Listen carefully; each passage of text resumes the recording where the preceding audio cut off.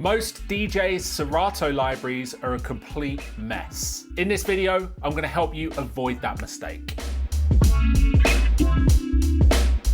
So the first thing we're going to take a look at is how to use smart crates inside Serato. So you can make a brand new smart crate by clicking this icon right here. And then this will open up the smart crate rules. Now, smart crates update themselves automatically with music in your library, depending on the rules that you set. So for example, if we click add rule and then change this to artist and then type in here, Ninth Wonder, and then click save. And now you'll see down at the bottom, I have this smart crate that contains every song in my library that has Ninth Wonder as the artist. And then of course you can double click this and give it a new name. Now let's make a brand new smart crate by clicking right here, then click add rule. And a smart crate that I like to make in my library is one that only contains music that I've added to my library during that year. So under added, change this drop down menu to after, and then it's already set to 1st of January 25 because that's the date today. Click save. And then this crate will automatically update with songs that I add to my library from today onwards. I haven't added anything yet, that's why it's empty, but anything I add to Serato this year will be added to this crate, and then I can just change the name of that to 2025. So there are two examples of how you can use smart crates in your library, but if we go here and click edit, you can see all of these different parameters that you can use to make your smart crates. So you could use the key, the genre, the BPM, the artist, the year. There are so many options to help you make smart crates to make navigating your library easier. If you need to move some of your music files to a different location on your computer, the best way to do that is by using the Files tab inside Serato. By moving your songs inside this tab, you will avoid all of your tracks coming up as orange and missing inside Serato. So if I click on Files right here and then go to Music, and then scroll down, you'll see my Serato music folder right here. This is where I keep all of the music contained in my Serato library. So now if we go into any one of these folders, let's take this track right here. If I wanted to move this file to a different folder, all I need to do is drag it to that one right there. And then you've got the option to copy, move, or cancel. Now, if you want to move that file to a different folder, click move. Serato has not only moved the file, but it's also updated the file path. And that is how you avoid your songs coming up orange and missing in Serato.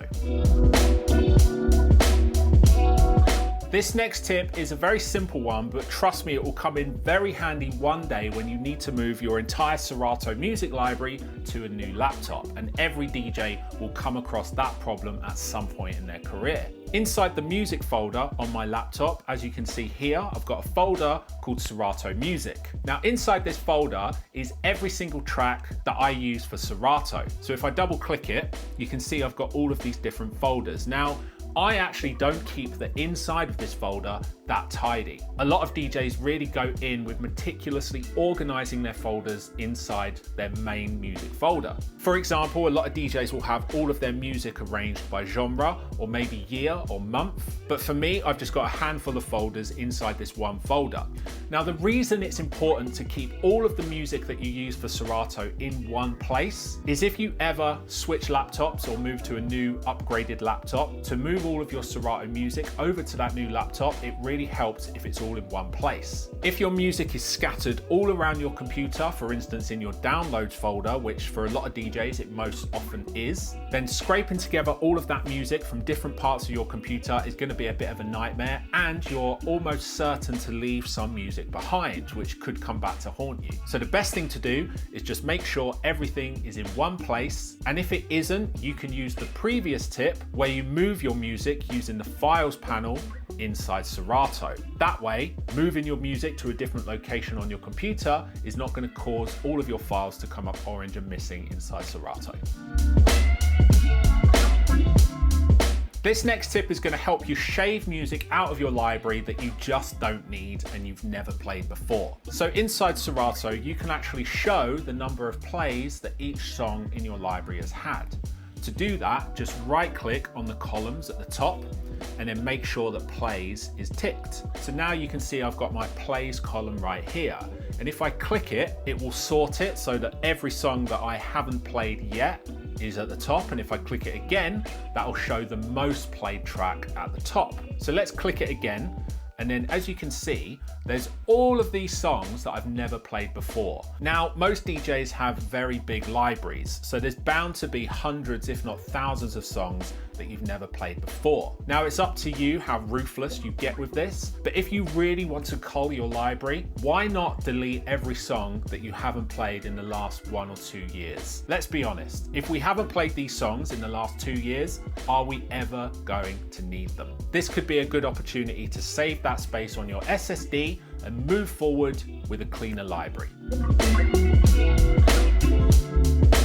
Now, this last tip might seem like a slightly obvious one, but it is really important to make sure that navigating the crates section in the Serato library doesn't become too much of a headache. So this is all about using subcrates properly. Now, if you see here, I've got my wedding ring playlist, which is from my days when I used to DJ a lot of weddings.